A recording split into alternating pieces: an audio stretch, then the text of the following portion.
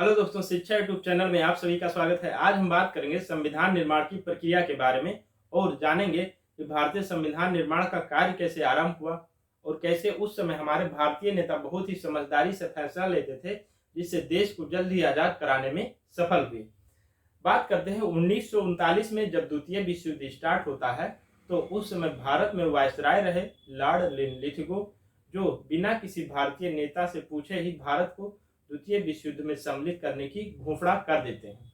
इस तरह से भारतीय नेताओं में असंतोष फैल जाता है और वो अपने अपने राजनीतिक पद से इस्तीफा दे देते हैं। बात करते हैं 1940 को भारत के तत्कालीन वायसराय लॉर्ड लिथगो द्वारा एक प्रस्ताव पेश किया गया, जिसमें भारत को स्वयं संविधान निर्माण करने तथा संविधान सभा के गठन की मांग को स्वीकार कर लिया गया और बदले में भारतीयों को द्वितीय विश्व युद्ध में ब्रिटेन का साथ देने के लिए कहा गया। ये इस अगस्त प्रस्ताव का मुख्य बिंदु है। अब हम बात करते हैं कि उसमें भारतीयों के लिए क्या प्रावधान थे। भारत के लिए डोमिनियन स्टेट का प्रावधान रखा गया, मतलब भारत की सरकार जो होगी वो सत्ता तो भारतीयों के हाथ में होगी, लेकिन एक मुखिया या प्रधानमंत्री जो विदेश का होगा वो विदेश में रहता होगा और कोई भी अंतरराष्ट्रीय फैसला लेने के लिए भारत को उससे अनुमति लेनी होगी। ये होता है डोमिनियन स्टेट का मतलब। आगे हम बात करें, भारतीयों को युद्ध में सम्मिलित कर युद्ध सलाहकार परिषद का गठन किया जाएगा तथा वायसराय की कार्यकारी परिषद का भारतीयों के लिए विस्तार किया जाएगा। जो वायसराय की कार्यकारी परिषद होती है, जिसमें मंत्री वगैरह अधिकतर अंग्रेज होते हैं, आगे से उसमें भारतीयों को भी सम्मिलित किया जाएगा, लेकिन वित्त मंत्रालय, गृह मंत्रालय और रक्षा मंत्रालय अब भी अंग्रेजों के ही हाथ में रहेंगे और अल्पसंख्यकों के हित का ध्यान रखकर ही सत्ता का हस्तांतरण किसी पार्टी को दिया जाएगा। ऐसा अगस्त प्रस्ताव का प्रावधान होता है। अब उसका परिणाम क्या निकल के आता है।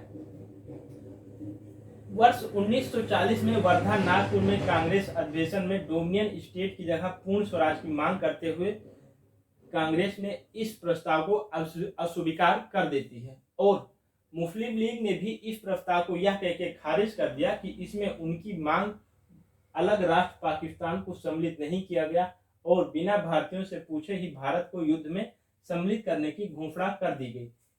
इसके चलते ये प्रस्ताव खारिज कर दिया जाता है और ठीक 2 साल बाद एक प्रस्ताव और आता है जिसे क्रिप्स मिशन कहा जाता है। इसका गठन किस लिए हुआ। ब्रिटेन के प्रधानमंत्री विंस्टन चर्चिल की सरकार में श्रम मंत्री रहे रिचर्ड स्टेफोर्ड क्रिप्स के नेतृत्व में भारत में 1942 में एक प्रस्ताव लाया गया, जिसे क्रिप्स मिशन कहा गया। इसकी पृष्ठभूमि क्या थी। जापान भारत के बर्मा पर कब्जा कर चुका था और भारत पर आक्रमण करने की ब्रिटेन को बार बार धमकी दे रहा था और जिसके चलते ब्रिटेन को भारत का समर्थन चाहिए था और जिससे ब्रिटिश सरकार को क्रिप्स को भारत भेजने के लिए प्रेरित करता है। और इस प्रस्ताव की मुख्य बातें क्या है, तो भारतीयों को आधिपत्य की स्थापना और अंतरराष्ट्रीय संगठनों में भारत को भाग लेने की स्वतंत्रता थी। ऐसा मान सकते हैं कि ये जो प्रस्ताव थे या प्रावधान थे, ये भारतीयों के लिए एक शर्त थी। अगर तुम हमारा द्वितीय विश्व युद्ध में साथ दोगे तो हम तुम्हें आजाद कर देंगे। इसी के चलते ये सब प्रस्ताव अंग्रेज द्वारा लाए जाते हैं। टॉपिक पे वापस लौटते हैं।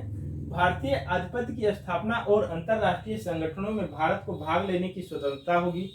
देश के लिए नया संविधान बनाने के लिए संविधान सभा का गठन किया जाएगा। कोई भी प्रांत भारतीय प्रभुत्व में शामिल नहीं होना चाहता, वो अलग हो सकता है और अपना संविधान बना सकता है। नया संविधान तब तक लागू नहीं होगा जब तक सत्ता ब्रिटिशर्स के हाथ में रहेगी। संविधान सभा और ब्रिटिश सरकार के बीच बातचीत से सत्ता का हस्तांतरण अल्पसंख्यकों के हित का ध्यान रखकर किया जाएगा। ये क्रिप्स मिशन के प्रस्ताव था।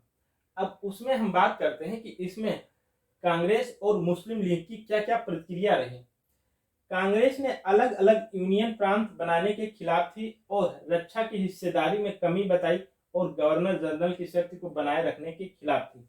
मतलब जो कांग्रेस थी उसका कहना था कि ये जो अलग कोई प्रांत भारत से अलग नहीं हो सकता है, वो भारत का एक संघ है, भारत का एक हिस्सा है। और साथ ही ब्रिटिशर्स जिस भारतीयों को रक्षा की जिम्मेदारी ले रहे थे वो फिर नाम मात्र थी, ऐसा वास्तव में होता नहीं था। इसलिए कांग्रेस ने क्रिप्स मिशन को अस्वीकार कर दिया। अब बात करते हैं मुस्लिम लीग के बारे में। मुस्लिम लीग को भारत का एक संघ विचार पसंद नहीं आया। मतलब उस प्रस्ताव में जो ये कहा गया था कि भारत एक संघ में रह सकता है या अलग हो सकता है, ये प्रस्ताव मुस्लिम लीग को पसंद नहीं आया तथा भारतीय संघ में प्रांतों को विलय होने की प्रक्रिया का विरोध किया। उस प्रस्ताव में ऐसा भी प्रावधान किया गया था कि जो प्रांत चाहे वो भारत में विलय हो सकते हैं। इसके चलते मुस्लिम लीग उस पर असंतुष्ट थे और संविधान निर्माण के तरीके के खिलाफ था। और उस समय जो संविधान निर्माण की प्रक्रिया थी कि विभिन्न राजकुमारों द्वारा मनोनीत सदस्य या विधानसभा से चुने गए सदस्यों द्वारा संविधान का निर्माण किया जाएगा, इसके खिलाफ मुस्लिम लीग थी, जिस चलते क्रिप्स मिशन को इसने अब अस्वीकार कर दिया। ये संविधान निर्माण के प्रमुख 2 टॉपिक थे। एग्जाम के अगर पॉइंट ऑफ व्यू से देखें तो इसमें इंपॉर्टेंट है कि अगस्त प्रस्ताव कब आया था, तो 1940 में। उस समय वायसराय कौन था, तो लॉर्ड लिथगो। और क्रिप्स मिशन भारत कब आया था, तो 1942 में। किसके नेतृत्व में आया था, तो रिचर्ड स्टेफोर्ड क्रिप्स में। उस समय ब्रिटेन में प्रधानमंत्री कौन था, तो विंस्टन चर्चिल थे। और ये दोनों ही प्रस्ताव मुस्लिम लीग और कांग्रेस द्वारा अस्वीकार कर दिए थे। ये इस प्रस्ताव की मुख्य बातें होगी जो एग्जाम के पॉइंट ऑफ व्यू से याद करना होगा। आशा करते हैं हम ये चीजें आपको समझ में आ गई होगी। मिलते हैं अगले वीडियो में और बात करते हैं कि संविधान सभा का गठन कैसे हुआ तथा विभिन्न संविधान सभाओं के अध्यक्ष कौन कौन रहे। मिलते हैं अगले वीडियो में, तब तक के लिए धन्यवाद।